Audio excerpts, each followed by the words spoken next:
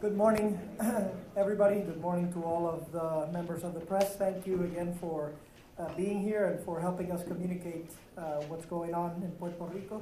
As is our tradition, we will give you an update, but also today we want to stress the unity of purpose that the federal government, DOD, the local government, municipalities are establishing so that we can get results for the people of Puerto Rico. So not only giving you an update, not only giving you the data points that we will be uploading in status.pr.gov, but also letting you know how the logistics and how the collaboration is pushing forward between all of these competencies, and how that collaboration provokes better results for the people of Puerto Rico. I want to stress that for all of those that want to collaborate and donate, you can go to unidosporpuertorico.com. Also, you can call our 800 number at 202-800-3134. I want to reiterate that the prohibition on selling alcohol is over, and that the curfew has been up until 9 p.m. And lastly, want to state that our housing department gave a moratorium on the payment of the rent to public housing up until January of 2018. So it gives some flexibility onto the payments, liberating a little bit of the stress on the people of Puerto Rico. Want to remind everybody that our priorities at this juncture keep being food delivery, delivery of gas, making sure that the hospitals are working, making sure we can get more hospitals online, that they get their diesel and their fuel, establishing as best mechanism for robust communication, whether it be telecoms or otherwise, and the air traffic control so that we can get more assets here in Puerto Rico. Let me talk a little bit about the gas situation. We have been upping the number of gas operators that have opened in Puerto Rico. That has alleviated some of the stress. To give you a perspective, 4 days ago we had 450 gas stations open. Now we have 714. That's somewhat over 50% of the gas stations that we have in Puerto Rico already operating and are receiving fuel at this juncture. So our expectation here is to continue identifying those gas stations that can operate, those operators that at the onset of this catastrophe were not found, so that they can operate appropriately, they can get fuel in a organized, logistical manner, and they can have appropriate security. At the same time, we informed that the reservoirs of diesel have increased. We're almost to 600,000 barrels. At gasoline, we're at 722,000 barrels as well. And we will be receiving through the ports more fuel disbursement starting October 1st all the way to October 7th. We're going to have about 8 of these efforts. We want to notify the people of Puerto Rico and everybody that we have supplied directly to municipalities through our general services account. 16 municipalities. We will post them as well, but they include Loíza, San Juan, Cataño, Manatí, Canóvanas, and others that have been signing those contracts and can get fuel directly from the general service juncture of the government. FEMA has been working extra hard on this effort, and particularly on the distribution of food. We have 11 regional staging areas that have been receiving food and water all across Puerto Rico. In addition to that, FEMA has taken several other missions so that we can go to direct municipalities where hard to reach, the roads, although accessible, are harder to reach. So there has been consideration towards that effort. want to let you know that the government is also working in conjunction and collaboration with FEMA. Our housing department, the Office of the First Lady, Family Department are also doing efforts to distribute food and water in different areas in Puerto Rico, and we're coordinating all of the logistics with FEMA so that we can make sure that they arrive at their destination. In terms of telecoms in general and communications, the police have reestablished communication through radio in San Juan, Bayamón, Carolina, and Caguas at their stations. The other areas, it'll help us work with other areas and distribute information by enhancing this network. We have also established SAT cows in Ponce and now in Arecibo, which augments the stretch to about 200,000 more clients than we had yesterday. Our expectation here is that for next week, we're going to have SAT cows in different places such as Fajardo, Rio Grande, Humacao, and Sidra, making sure that the different regions in Puerto Rico can have access to that telecoms. We have lifted 163 antennas. Yesterday we only had 96, so you can see the effort in conjunction with the DOD and FEMA to get to these places in the private sector, start fixing them and getting the telecoms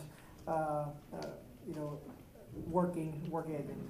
We have 100% of landline telephone working now, so this is another significant effort, as although we still don't have the robust telecoms network, we're only at 33%.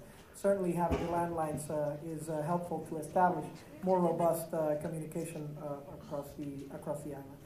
In terms of people that are sheltered, the number has gone down. Now we're at 10,000. Just as a reminder, we had an estimate of 15,000 about a week ago. It's been going down. We had 500 shelters. Now it's consolidated to 150. So the efforts are moving forward in that respect as well. Today we expect 35 flights an hour from the main airport. Yesterday was 31. So again, enhancing the number of flights is a critical part of this operation to get the logistics personnel over here in Puerto Rico, and that is increasing. Our expectation here is that by this week we will have 60 flights, so more than double or about doubling that effort. I want to talk a little bit about stress on the collaboration again, and talk about it in one of our priorities: hospitals. So with hospitals, we have had personnel from our Department of Health in all of the hospitals doing runs, making sure that the infrastructure is safe and robust, and getting us information about how things are working. We've had FEMA working diligently on a diesel distribution line so that we can have all of the hospitals that are online safe, working with energy, and that the operations are not hampered by lack of diesel. They have done so excessively well, and by the same token, the DOD and the military forces are collaborating extensively over here with HHS, bringing DMAT forces. They have called upon the USS Comfort to come to Puerto Rico, which will offer an additional 1,000 patient wherewithal. So this is one of those areas, again, where you see that the collaboration, logistics between all of the parties is bringing in more results. More so than that, we informed that today we have 51 hospitals open.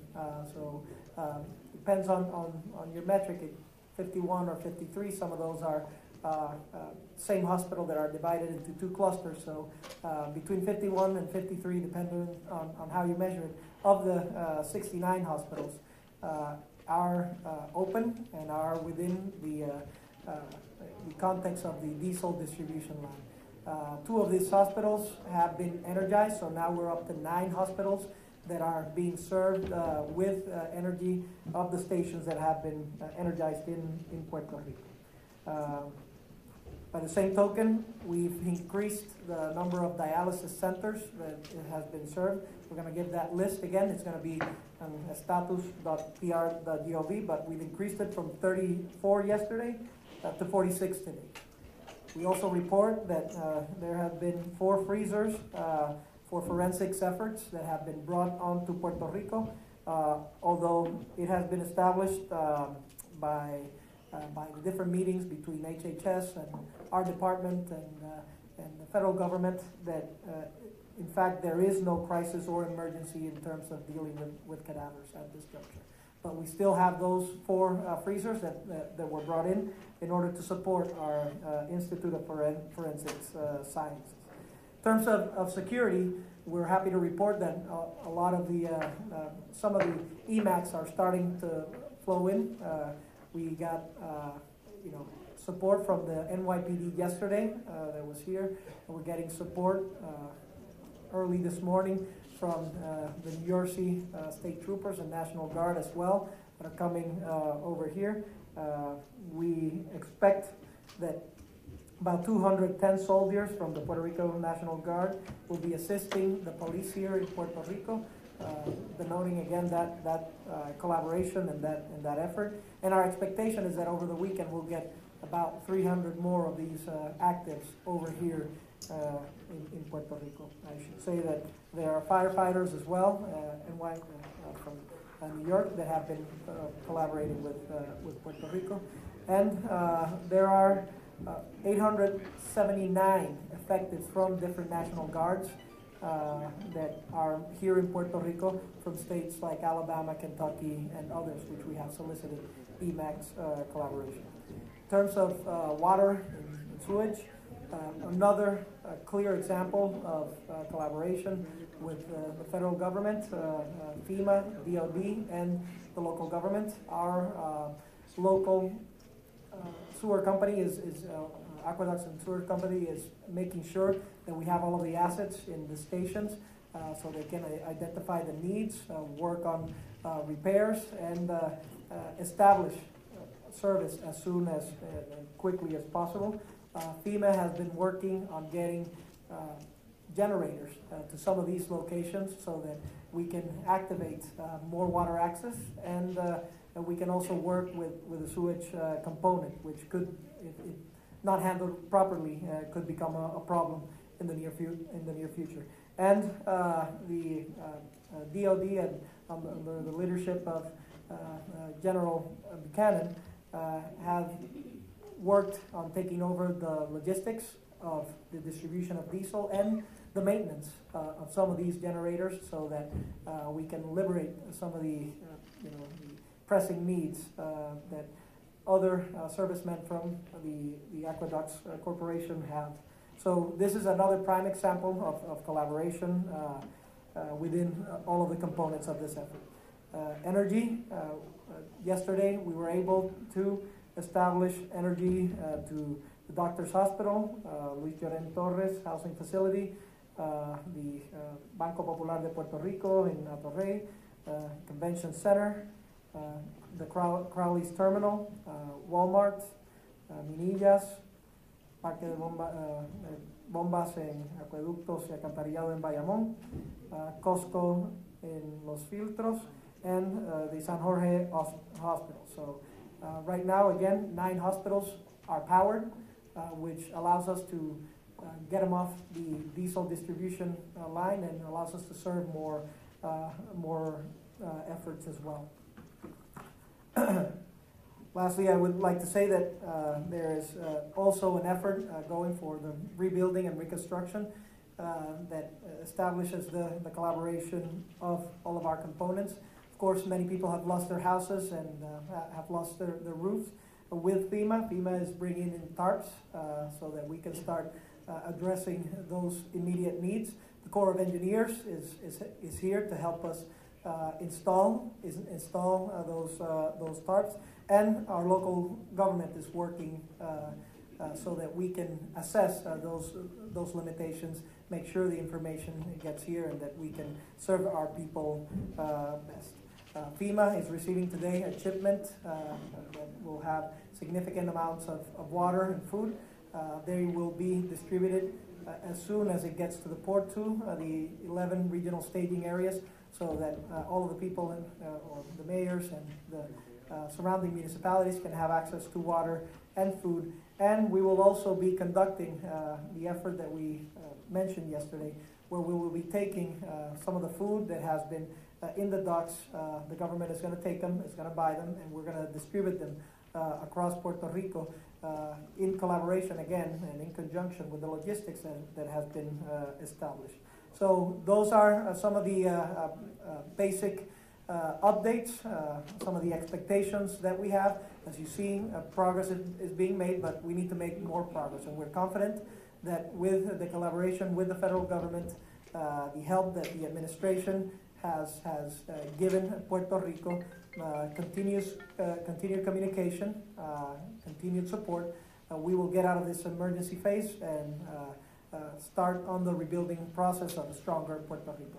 Would like a Regional Director of FEMA, John Rabin, to also say a few words.